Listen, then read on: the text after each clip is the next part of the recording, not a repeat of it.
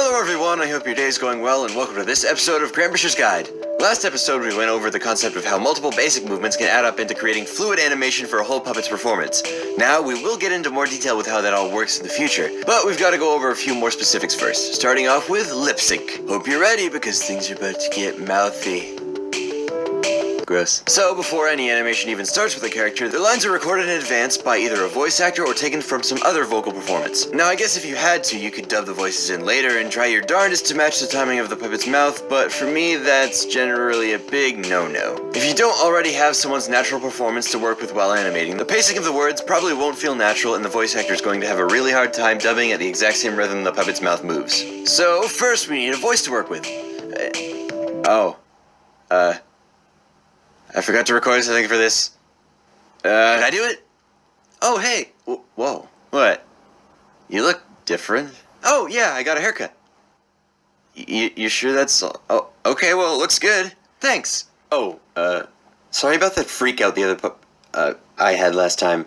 I was cranky. Oh, yeah, no worries. We all have bad days. Yeah. Alright, well, I guess if you want to record a line or something, you can do that. You ready? Yes.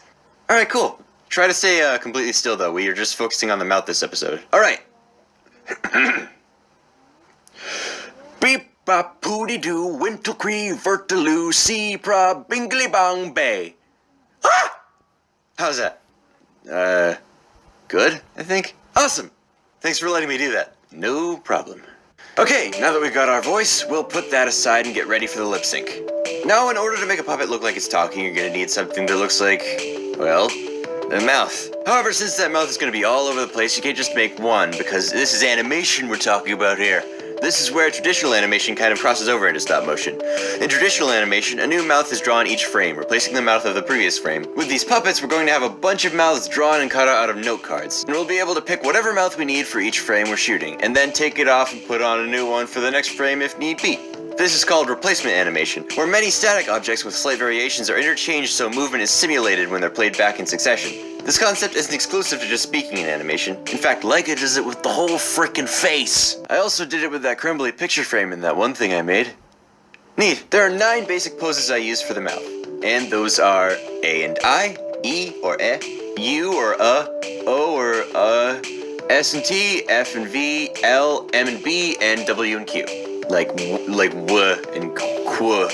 The poses are named after the syllables that they're most likely going to be used for. This doesn't mean they're only used for those syllables though, it really all depends on the shape of the person's mouth at any given time and the actual sound the syllable makes. From those 9 basic poses, it's generally a good idea to trace in-betweens of all the poses so the mouth appears to move more smoothly through syllables. For example, you should have AI to E, AI to U, AI to O, etc. And when you're done crossing them all over, you should have 45 total poses to choose from. Yay, tedious repetition! But wait a minute.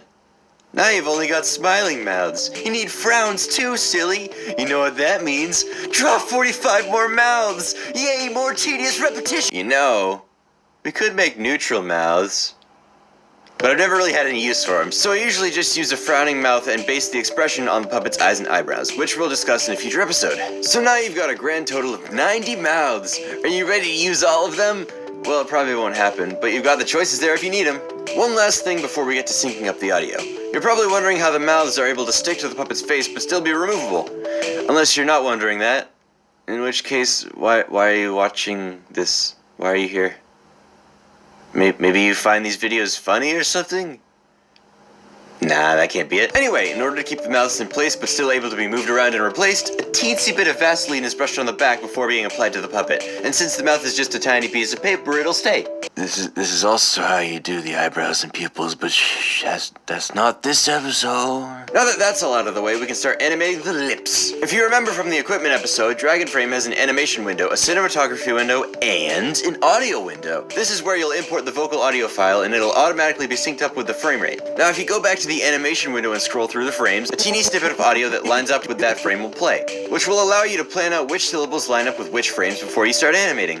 You can also sort of just wing it as you go if you want, changing the mouth based on the sound of each frame, or if your original plan seems to be off while animating, you can fix it in real time. There's really no trick to it, just listening out and imagining what the person's mouth would be doing while speaking certain words or sentences. However, a few things I've noticed through experience that might help your lip sync turn out better are as follows. First, it seems that consonant syllables are more important than vowel syllables in terms of visibility, meaning consonants should be on screen longer in order to register as present, maybe in most cases at a minimum of 2 frames. So if a character is speaking really fast, it generally seems to work out better if you jump to the next consonant pose if a vowel sound and a consonant overlap in frame. Does that make sense? I'm sorry I'm bad at explaining. Next, remember that barely anyone in the world enunciates every syllable like a robot. Usually people slur words while speaking. Think of the sentence, "I've got to go to the store." Yes, I just did a lovely job speaking that, but in a normal setting it would probably sound more like, "I've got to go to the store," which doesn't exactly sound the same as it's meant to be spelled. This is just to remind you that the way a person speaks is just as important as the words they're speaking when trying to figure out what poses to use. Finally, the placement of the mouth on the puppet's head is important as well. Pay attention to your mouth while saying the syllables ooh and er. Not only do you look silly, but your mouth is being pushed forward to make those sounds. On the contrary, syllables like ah, or eh, or ah, and so on cause the mouth to be pulled back. These movements should be translated into the animation, which means your puppet's mouth should be moving back and forth across their face. Well, when I say back and forth, it isn't really, since the puppet's face is solid, but really it's just moving along the side of their face, which makes it look that way. Kinda like drawn animation again. How about that? And that's all there is for lip sync. I encourage you to always practice as much as possible because you're only going to get better and learn more as you go. I hope you enjoyed. Thanks for watching and take care. Bye-bye.